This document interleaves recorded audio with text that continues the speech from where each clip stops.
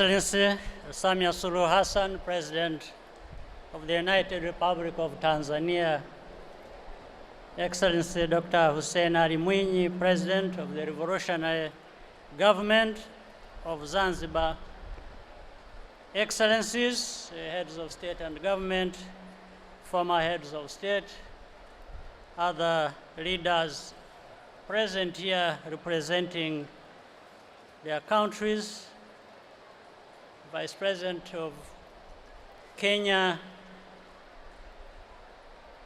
Deputy President Rigathi Gachagua of Kenya, Prime Minister Gervais Ndirakobucha of Burundi, distinguished ladies and gentlemen, Hamjambo. I'm honored to be with you in Zanzibar to celebrate the 60th anniversary of the revolution.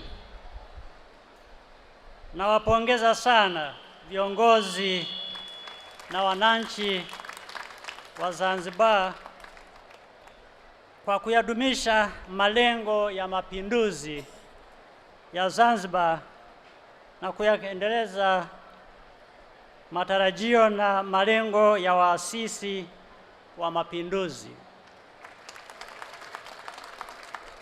On this historic day, we will remember the brave women and men who fought against injustice. This period also marked the beginning of a successful union between Zanzibar and Tanganyika, which formed the nation of Tanzania. As Africans, this is a proof that we are capable of coming together to solve our own problems, harnessing opportunities that come with that. The accomplishments of Zanzibar and Tanzania as a whole are a source of pride for our East African region and our continent. In Rwanda, we also refuse to let our tragic past define who we are as a people. Nothing is impossible when we work together. Hongereni sana kwa kudumisha amani ya nchi yenu. Kwa kufanya hivyo,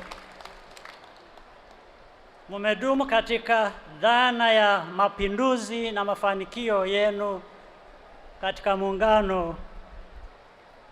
Ni ushahidi kwamba Waafrika tunaweza kuungana kama ndugu na kama mataifa.